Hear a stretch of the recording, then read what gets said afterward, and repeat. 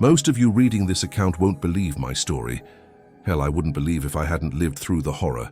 To the best of my knowledge, only 2 people have ever survived this hell and made it back to Earth in one piece, and, sadly, the other is no longer living. As for myself, I was warned by the government suits of the serious consequences that would follow if I ever went public with my incredible and chilling story. But I've decided to do so anyway, because I believe people need to know what's really out there. And I fear the truth will become apparent soon enough as an intergalactic war is coming to our doorstep. As with most of their abduction victims, I'm nobody special or important.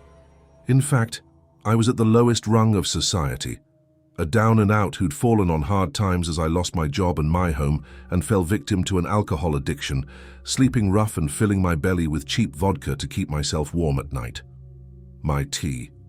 Confession to having an alcohol problem will surely bring my account into question, but I can assure you that I was quite sober when the events I'll describe took place. On the night in question, I'd taken refuge in an abandoned bus shelter, set along a lonely back road, falling asleep under the stars after I'd emptied my bottle. I don't know at what time I was awoken, but I do vividly remember my senses were simultaneously overloaded, my ears ringing with a deafening buzzing sound, and my eyes temporarily blinded by an intense white light. Suddenly and inexplicably, I felt my body rising off the bench, my form being pulled upwards into the night sky. My last memory was of the dark, cigar-shaped aircraft in the sky above me, and to my horror, I realized I was being pulled towards it. But then I felt myself falling out of consciousness, my eyes closing as my whole world went black.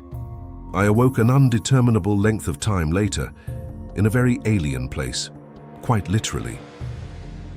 The first thing I noticed was the pain I felt throughout my body. A dull throbbing as my bones and joints all ached simultaneously. I soon discovered that I was completely naked, my clothes gone as I lay against cold metal, my skin freezing and body shaking. It caused me physical pain to open my eyes, but when it did, there was little I could see because the steel-plated room was dark, only dimly lit by a faint red light. It was at this point that I panicked, quickly standing up on my trembling legs as I darted towards the wall. But I didn't get far, as suddenly I experienced a shooting pain pulsating through my body, feeling like I'd just been hit by a bolt of lightning. I screamed in agony, falling down to the cold, hard floor as I reached for my throat, and was horrified to find a metal collar secured around my neck. In an act of panicked desperation, I tore at the collar, trying to remove it, but instead being hit with another surge of electricity that tore through me. "I wouldn't do that if I were you," called out a male voice from the darkness, his tone surprisingly calm given the circumstances. "The shock collar is programmed to go off if you make any sudden movements or if you try to remove it. The voltage will steadily increase until you either lose consciousness or your heart stops." I experienced a flood of emotions upon hearing his words, conflict, anger, and fear, but I listened to the stranger's advice, not wishing to go through that pain again. Slowly, I opened my dry lips and stuttered out my words. "Who are you? And what the hell is this place? My name is Gideon and I am like you, a prisoner here. Is there anyone else there?" I asked cautiously. "Yes," came the first response, this time from a scared female voice. "I'm Tanya, and I don't know why I'm here." There was a pause before the next voice called out from the darkness, his voice trembling as he spoke. "Max. I'm Max. I don't know why this is happening. I want to go home." "I'm sure we all do," answered Gideon, "but alas, that's not going to happen." I shook my head, imagining this must be some kind of vivid nightmare, but in my heart, I knew it was real. "You haven't answered my question," I added as my fear began to turn to anger. "Where the fuck are we, and who's done this to us?" I heard Gideon sneering before he replied. "Well, technically that's 2 questions, but I'm happy to help, although I suspect you may not like the answers. It's difficult to explain in words, so perhaps it's easier if I show you all." I heard footsteps and saw the shape of a man slowly walking across the metal floor and towards the adjacent wall. He tapped on a hidden control panel with his bony fingers and entered a code, and suddenly a mechanism began, and a shutter slowly opened, unveiling a scene which brought terror to my heart. Because when the shutter was finally open, we all saw a transparent porthole-like window looking outwards, showing a dark sky adorned with distant stars and a blue and green globe that we all recognized very well. I slowly pulled myself up, ignoring the throbbing pains in my naked body as I walked barefoot across to the window and observed the scene in disbelief, scanning the outlines of the familiar green continents, the mighty blue oceans, and the shifting storm fronts that swept across the globe. To my horror, I realized I was looking down at the Earth, which could only mean one thing. I was no longer on my home planet. The reflected light of the Earth's surface now illuminated the room we were held inside, a bare metal cell with few visible amenities other than a stinking hole in the ground, which I guessed was meant to be a toilette, and hard concrete slabs, in the place of beds. I also saw my fellow prisoners clearly for the first time. Tanya and Max appeared as I did, naked, humiliated, and beaten, their eyes full of terror as they saw what I did. Clearly, they were both in a state of shock. I tried to maintain their dignity by focusing on their faces rather than their nude forms. Tanya was a young woman, slim, dark-haired, and attractive, although I recognized the telltale signs of addiction on her, such as pasty skin, bloodshot eyes, and track marks on her arms. Max was an older man, his physique flabby and skin wrinkled. I saw a raw terror in his wide eyes, which made me think he was on the verge of a psychological breakdown. Gideon was different, however. I noticed he wore a shock collar like we all did, but he was also fully clothed, wearing a white robe that covered his dignity. True, he didn't look in the best of health, his body emaciated and eyes sullen, as if they'd seen too many horrors. It was also clear that he knew more about our situation than the rest of us. I wasn't the only one to come to this conclusion, as soon as all turned on the mysterious Gideon. "How the hell did you know about that shutter?" I demanded. Gideon held his hands up defensively as he answered, "I can explain everything. Just give me a chance." "Bullshit!" Max screamed angrily. "You're playing with us, man!" "Yeah," Tanya agreed. "How do we know you're not the one who did this to us? Why the hell should we trust you?" In an instant, all three of us were advancing upon Gideon, our fists clenched as we prepared to beat the living shit out of him. Gideon's eyes widened, and he lifted his hands up higher, slowly backing off as he said, "You shouldn't do that." "Fuck you," I screamed as I lurched forward, but a second later I was on the floor, my body convulsing as the shock collar delivered another agonizing jolt. I looked over to see my two nude companions similarly incapacitated, the two of them rolling on the metal surface in agony. When our punishment was over, we all glared upwards, seeing Gideon looking down upon us with a barely concealed look of smug satisfaction on his lips. "I did warn you," he said. Slowly and painfully, I got up on my feet, and my fellow prisoners did likewise as we looked to Gideon for answers. "My friends," he began, "as I've already explained, I'm a prisoner here, just like the three of you. It just so happens that our captors have allowed me certain privileges and access to limited information. Why, I cannot say, although I suspect it's part of their plan for me to explain the situation to new arrivals." My mind was racing, the sweat pouring from my skin. None of this made any sense. "I don't understand," asked Tanya, breaking the tense and confused silence. "Who's done this to us? Who the fuck is holding us, and where the hell are we?" Gideon nodded before replying. "Where we are should be obvious, although I understand it's a lot to take in. Nevertheless, we are clearly in space above our home planet. As to who's holding us, well, that's more difficult to explain. Our captors are not of this world. I assume they come from another star system in our galaxy, although from where exactly I cannot say. They've shared little with me about their culture or civilization. I only know that their technology is vastly superior to our own." "So what are you saying?" "We've been abducted by fucking aliens," I exclaimed in shocked disbelief. "That's exactly what I'm saying," Gideon confirmed, grimly. "Alien abduction?" Tanya interjected excitedly. "What, you mean like anal probing and all that shit?" Max emitted a nervous laughter, but Gideon didn't share in the joke, his face remaining like stone. "I'm afraid it's far worse than that," he said solemnly. "They have no interest in human anatomy, except for the purposes of inflicting physical pain upon us." A cold chill ran down my spine as I asked, "What the hell do you mean?" Gideon didn't answer straight away, instead pointing and directing our attention back towards the porthole. I turned my head to look. instantly sickened by the horror that I witnessed, as first one and then a second human body slowly floated through space and past the window, their naked bodies frozen in the cold vacuum. The first was a man, the second, a woman, and both of their corpses showed obvious signs of torture, with deep incisions made into their flesh, burn marks on their skin, and digits sliced off their hands. Their bulging, bloodshot eyes were still open, filled with the pain and terror of their final moments.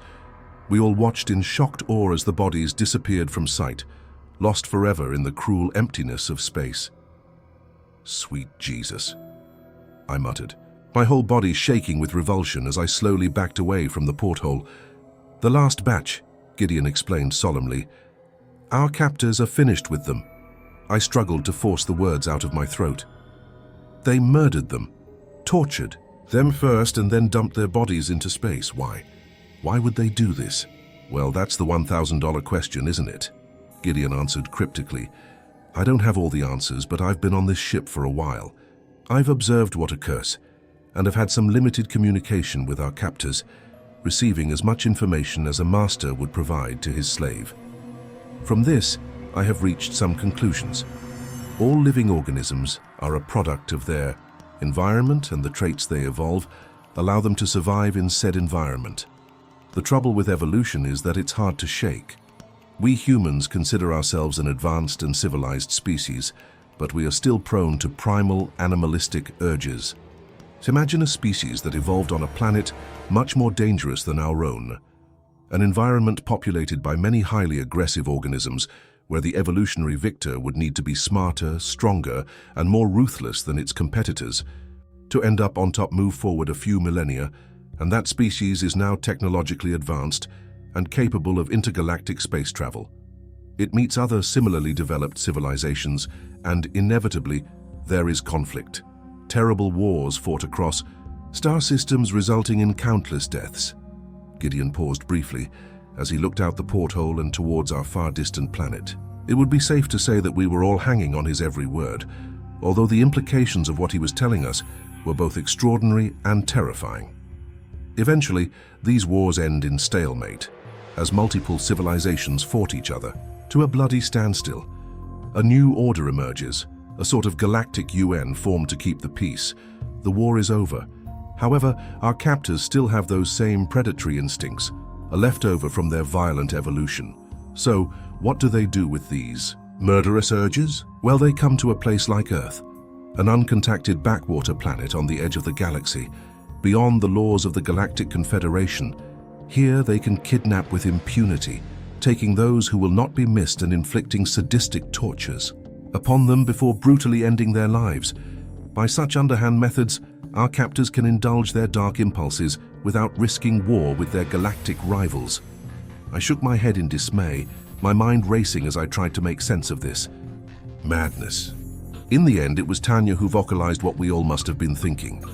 "So you're saying these psychos are like the space versions of Ted Bundy or Jeffrey Dahmer? Like they travel light years just to torture and murder people?" Gideon frowned before replying. "Well, it's a bit more complicated than that, but in a nutshell, yes, this is the situation."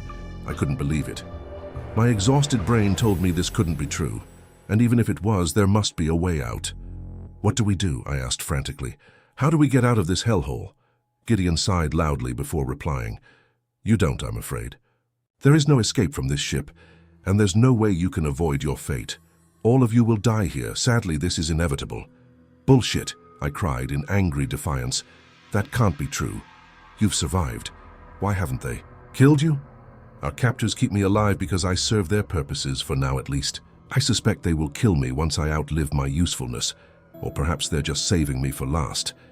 In any case, I have accepted that I'll never leave this ship alive." Suddenly, all our attentions were drawn to the corner of the cell, where Max had curled himself up in fetal position, manically nodding his head back and forth as he muttered in a state of disconnected panic. No, this can't be happening. This can't be real. I shouldn't be here. I don't deserve this. I should not be here." A moment later, and the far wall lit up, as suddenly a previously hidden doorway appeared and slid open. "They're coming to claim their first victim," Gideon warned, a fear now evident in his voice. We all backed away from the doorway, trying to prepare ourselves for whatever monstrosity emerged from the other side. But Max had lost his mind, standing up and attempting to run for the door, screaming, "Let me out of here! I need out!" He moved quickly, before any of us had time to react. What happened next was a violent blur in my memory, as a long implement extended out of the darkness and struck Max hard on his head, knocking him backwards and down to the metal floor. The creature, which emerged from the shadows and entered our cell, was like something from a nightmare. My descriptive skills are not good enough to do the alien being justice, but the best way I can describe the beast's appearance is a cross between a human and a velociraptor. The alien was about 7 foot tall, its body covered with red scales, although it also wore a Kevlar-like body armor over its torso. Its snout-like mouth was filled with sharp fangs, and its dark eyes were those of a reptile, cold, calculating, and predatory. Its arms were relatively short and stumpy compared to the rest of its body, but I noted that the beast had opposable thumbs and digits, meaning it was able to hold and direct the pike-like weapon in its claws, the same metal rod it had used to strike poor Max with. Its legs, on the other hand, looked powerful, and I saw its middle toes were adorned with sharp, curved claws about 6 inches long. It tapped these claws menacingly on the metal floor as it surveyed us, its naked and helpless human victims. At this point, Max unfortunately regained consciousness, glancing up at the beast above him and screaming out in absolute terror. I swore I could see a cruel smirk on what passed for the alien's lips, its eyes widening with a sadistic pleasure as it lifted its weapon. A second later, and Max's limp body was roughly dragged across the floor, his shock collar acting as a magnet which attached itself to the end of the alien's metal pike, allowing it to easily pull the kicking and screaming Max out of the cell and into the dark corridor beyond. A moment later, the door slammed shut, leaving a trail of Max's blood and urine on the floor and the rest of us trapped inside, dealing with the shock of what we'd just witnessed. "My God, what will they do with him?" Tanya asked with a trembling voice. "Trust me, you don't want to know," Gideon answered. I sat down in a corner, my head in my hands as I desperately tried to think. Surely there must be a way out, I thought. This couldn't be the end. But things only got worse over the next few hours. Clearly our captors enjoyed tormenting us because, although the cell walls were thick, they deliberately piped in sound using some sort of speaker system, and what we heard were the screams and pleas of our companion Max. As he was subjected to unspeakable tortures, we heard every ignored cry for mercy, every incision made into his living flesh, and a foul hissing sound that I can only assume was the reptilian alien's equivalent of laughter. Our reactions to hearing this monstrous cacophony were different in each case. Tanya broke down as she lay in a corner and sobbed uncontrollably, while Gideon stood and listened in grim silence, as clearly he'd been through this hellish situation many times before.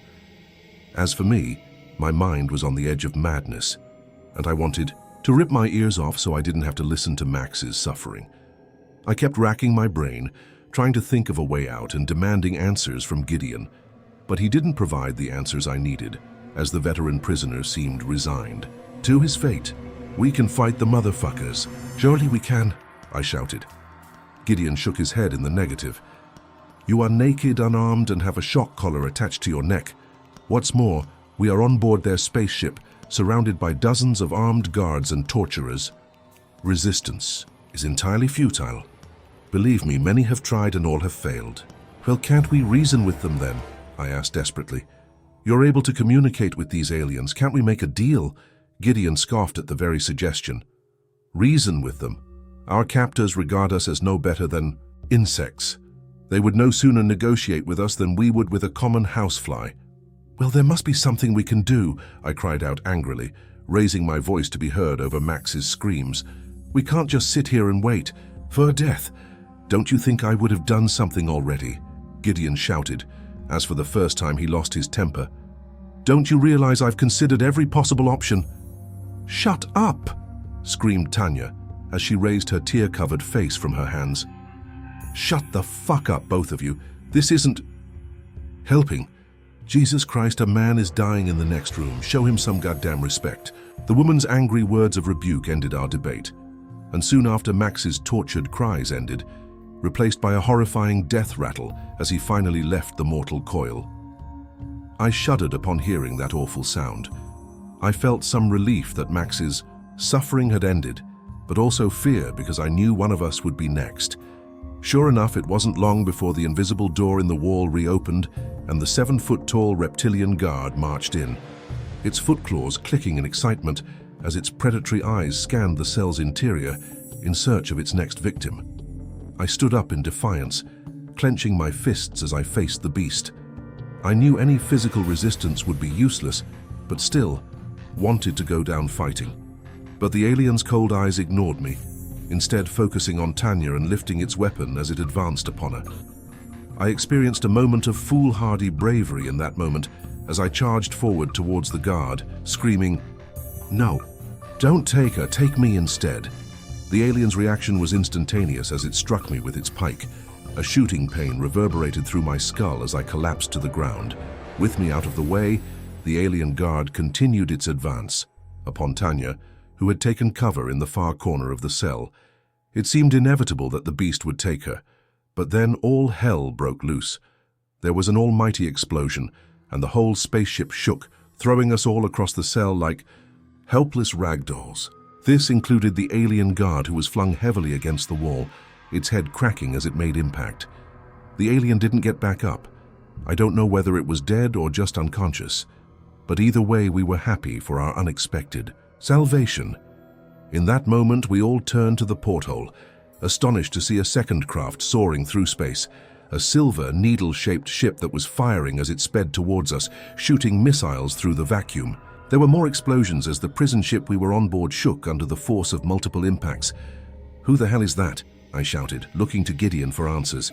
For once, the veteran hostage looked as surprised and baffled as we did. "I've no idea. I've never seen a ship like it before," he answered honestly. Tanya brought us both back to reality, shouting, "Come on, damn it! We need to get out of here." She pointed over the incapacitated body of the alien guard and towards the still open doorway, offering us an escape from the cell. Tanya led the way and I followed. Gideon paused only briefly, taking one last look around the hellish prison before leaving it behind. We exited and found ourselves navigating a maze of dark corridors as explosions continued to rock the alien ship. Our collars thankfully did not transmit ASHOK, for which we were all grateful. I can only assume the explosions had disrupted their signal. Gideon soon pushed ahead, as it seemed he knew the way. He led us to a second room, typing in a code to open the door. What we found inside was a hellish scene beyond my worst nightmares. It seemed this was the aliens' torture room, stinking of death, blood, and disinfectant. I saw racks of both, primitive blades and high-tech surgical devices that I assumed were designed for the sole purpose of inflicting physical pain. And as we progressed through the hideous room, we saw what remained of poor Max. His body secured to a medical gurney with his wrists and ankles bound and his chest cut open to reveal his ribcage and internal organs, while his face was frozen in a grim death mask, a silent but permanent scream on his lips as a chilling reminder of his agonizing final moments. Jesus, I swore as I looked down upon his mutilated corpse, realizing how lucky we'd been to avoid the same fate. Holy shit. "What the hell?" Tanya suddenly exclaimed, her voice once again filled with shock and disgust. I looked up to the far wall of the room and bore witness to sheer horror. There, mounted in a macabre display, were the severed heads of the aliens' many victims. Most were human, but there were other species too, exotic and unfamiliar to my eyes. One looked like some kind of aquatic creature, complete with gills and scales, while another appeared similar to a werewolf, except it had 6 eyes. In all, there were about a dozen mounted heads up on the wall, but this wasn't even the worst thing about the sadistic exhibit. What chilled both Tanya and I to our very core was the fact that the severed heads were still alive. I don't know how they did it, or what kind of twisted bad science they used, but each head was connected by tubes to some sort of electronic digital device which seemed to be monitoring their vital signs. Every head seemed to be trapped in their own hellish nightmare without end. Some stared at us with bloodshot eyes filled with madness, while others maniacally opened and closed their mouths in an attempt to scream, except no sound was emitted since presumably they no longer had vocal cords. And a few of the heads had been subjected to even worse torment, their eyes removed and their mouths sewn shut, although they still sniffed the air and reacted to sounds, the result being the most grotesque and sickening sight I've ever witnessed. "Ah, yes, apologies," Gideon added in a meek voice. "I should have warned you about their hunting trophies. They use their technology to keep the brains alive, allowing these select victims to continue to experience pain and fear. Sadly, most of these poor souls have long since lost their minds." I shook my head, astonished at the almost flippant manner in which Gideon described these atrocities. I realized, however, that he must have lived through hell, suffering untold horrors at the hands of our sadistic alien captors. I couldn't imagine what he'd had to do just to survive in this ship of nightmares. Whilst we stared in horror at the living heads, Gideon went to work, tapping into a control panel to reveal bizarre symbols that I guessed recorded text in the aliens' language and images which appeared to show the ship's interior. He frowned as he tapped on the screen, obviously frustrated by what he was seeing. "I know there are escape pods on this ship. I've heard them talk of emergency evacuation procedures." He pointed to the map of the ship, drawing our attention to an area at the rear of the cigar-shaped vessel. "They should be located here, but I don't know how we get to them. And even if we do, I have no idea how to operate the pods, let alone navigate one back to Earth." Tanya and I shared a look of despair, realizing that we'd got this far, only to face another obstacle. But Gideon was a beaten man, resigned to failure and defeat.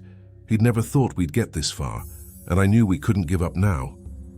Where there's a will, there's a way.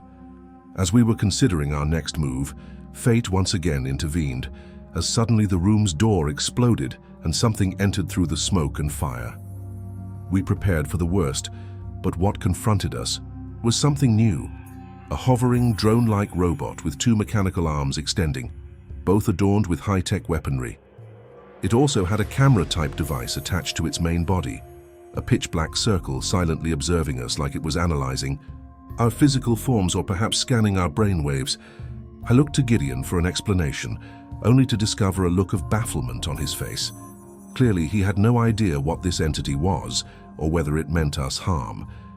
A tension-filled moment passed as the hovering robot continued to survey us before. Suddenly, a green light flashed on its visible display, and to our astonishment, the robot spoke to us in almost word-perfect English.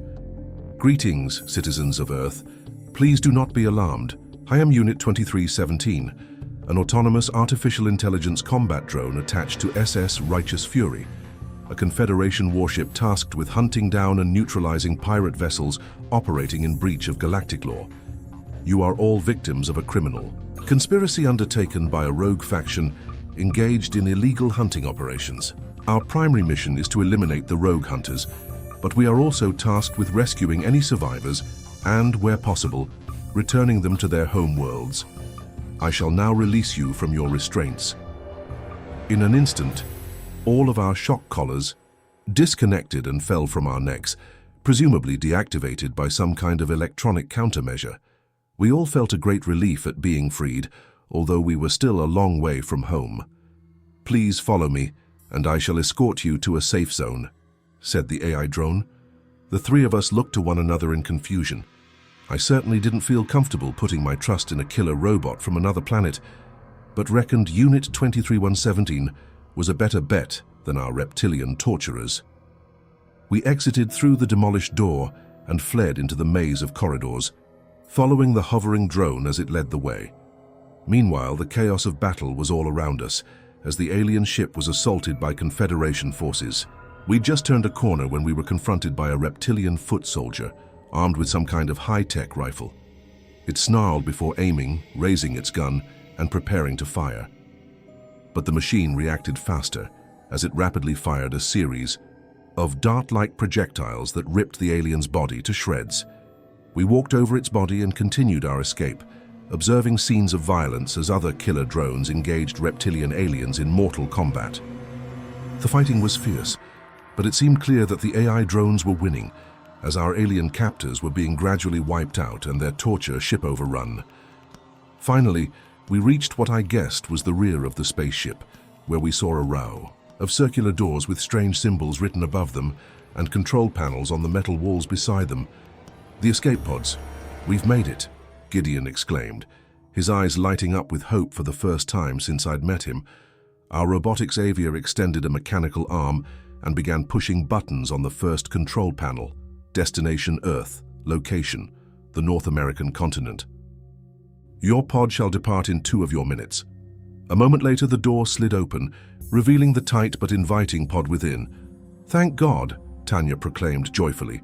"Please proceed inside," the robot instructed. Tanya jumped in without hesitation, and I went to follow, pausing only briefly to look back at the third member of our party. To my astonishment, I saw Gideon standing back from the pod's doorway. "What are you doing?" I asked in dismay. "I'm sorry, my friends, I cannot come with you. It is too late, Form. Do you understand? The things I've seen, what I've had to do to survive. I cannot return to Earth after all this. There must be a price." There were tears in his old eyes, and I could tell his soul was aching. I struggled to find the words to persuade him, but there was no time. Suddenly, a trio of reptilian warriors charged down the corridor towards us, firing wildly as they came. Gideon screamed, physically shoving me into the pod and slamming his palm on the controls to close the door.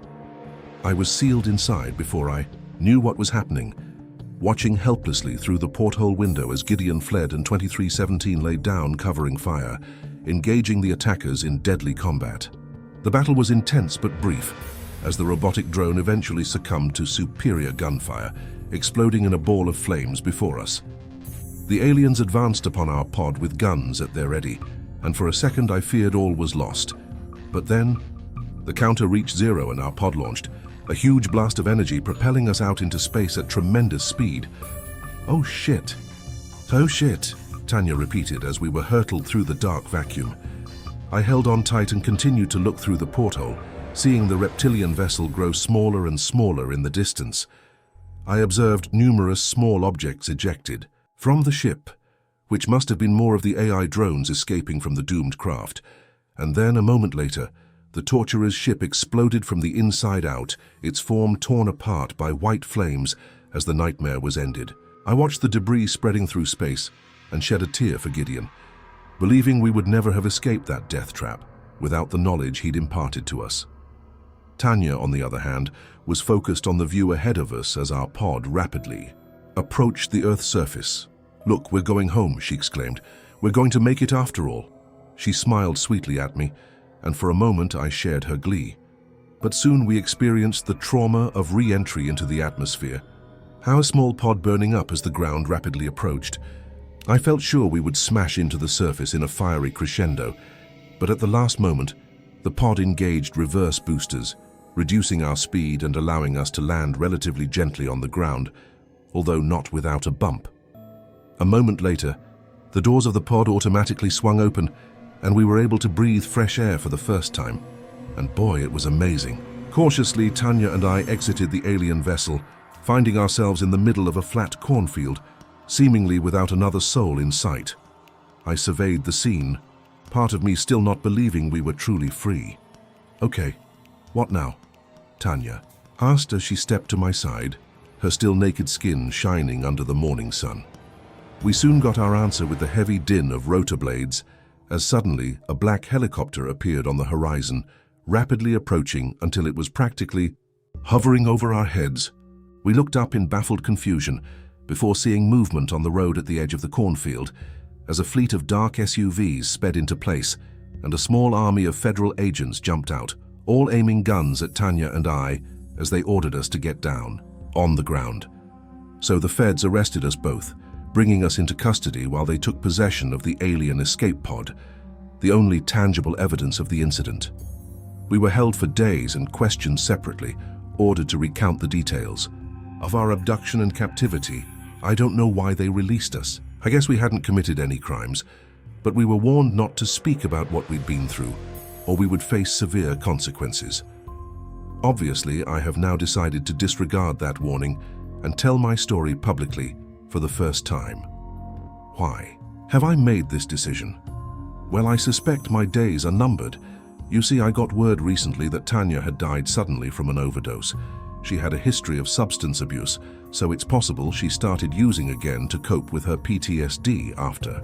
the abduction. But I'm not so sure I believe that. I wonder whether Tanya was deliberately silenced by some shadowy government agency that wants to cover up the truth. If this is the case, they will surely come for me next. Clearly, our government knows a lot, more about these abductions than they wish to share with the public. However, I doubt they can keep this secret for much longer. Not if a galactic civil war is raging in our own solar system. In any event, such as the huge gap in technology, I doubt there is much we can do to alter the outcome of this conflict. War is coming to us, and we better pray the good guys win, because I've seen the evil out in the universe. And believe me, it is terrifying.